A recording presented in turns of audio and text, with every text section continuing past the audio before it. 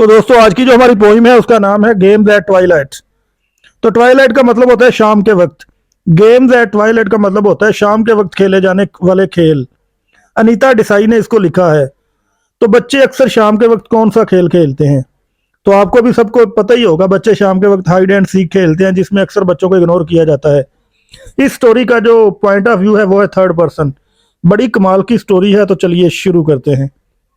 गर्मियों का मौसम होता है। बच्चों का एक ग्रुप अपनी माँ से कहता है कि हमें घर से बाहर खेलने की इजाज़त दी जाए। इन बच्चों में से एक का नाम होता है रवि, दूसरे का नाम होता है रघु और तीसरे का नाम होता है मीरा। बच्चे इनके साथ और भी होते हैं, लेकिन एक ही फैमिली के यही तीनों बच्चे होते हैं। तो इनकी माँ परमिशन देती है कि आप खेलें, लेकिन सिर्फ घर के बरामदे तक। तो इस तरह बच्चे शुरू करते हैं मतलब कि खेलना। अब इन बच्चों में फाइट शुरू हो जाती है, बहस शुरू हो जाती है कि सबसे पहले ढूंढेगा कौन। तो इनमें से जो मीरा होती है ना, वो कहती है कि हम 1 2 3 करके तय करते हैं कि कौन हमें ढूंढेगा। तो जिस पर 10 आएगा वही हमें ढूंढेगा। तो इस तरह रघु की बारी आ जाती है, जो इनमें सबसे बड़ा होता है कि यही सबसे पहले ढूंढेगा। इस तरह सब छुप जाते हैं और रघु उनको ढूंढने लग जाता है। तो उसने सबसे पहले मन्नू को पकड़ा, जो इस फैमिली में सबसे छोटा था, और उसे कहा मन्नू आउट।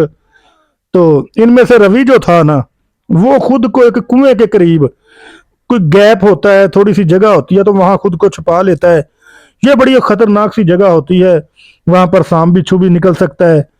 वो खुद भी, रवि वहां डर रहा होता है, अंधेरा होता है कि कोई सांप बिच्छू आ सकता है। वहां पर काफी स्मेल भी होती है, तो सांप बिच्छू का डर जो होता है उसे और खौफजदा करता है। तो इस तरह रघु ने एक एक करके सबको ढूंढना शुरू कर दिया। ये बच्चा रवि वहां अंधेरे में ही बैठा रहा। इसे कुछ ऐसा महसूस हो रहा था जैसे कुछ इसकी गर्दन पर रेंग रहा है। वो एक स्पाइडर थी, यानी मकड़ी थी। वो डर रहा था, हिला तो पता चल जाएगा। आखिर उसने गर्दन पर हाथ रख लिया और यूं बैठ बैठ के उसकी गर्दन और पंजों में दर्द होने लगा। उसने देखा उसके आसपास काफी ओल्ड फर्नीचर भी था, क्योंकि ये जो कुआं था ना, घर के थोड़ा बाहर था, घर के अंदर ही था, लेकिन उसके अंदर गैप था, वहां पे पुरानी चीजें पड़ी हुई थी। तो एक बार उसने सोचा कि वो दूसरी जगह जाकर छुप जाए, लेकिन पकड़ने के डर की वजह से ये वहां पर ही बैठा रहा। लेकिन ये बहुत एक्साइटेड था, क्योंकि ये कभी भी खेल में फर्स्ट नहीं आया था। तो ये सोच रहा था कि आज मैं इंशाल्लाह फर्स्ट आऊंगा। यही सोच रहा था। वो सोच रहा था कि सब पकड़े गए होंगे, अब एंड पे उसको बुलाया जाएगा, तो वो फर्स्ट आएगा, वो उसे खुशी होगी। तो अंधेरा बढ़ रहा था, ये बाहर ना आया, घंटों वहां ही बैठा रहा।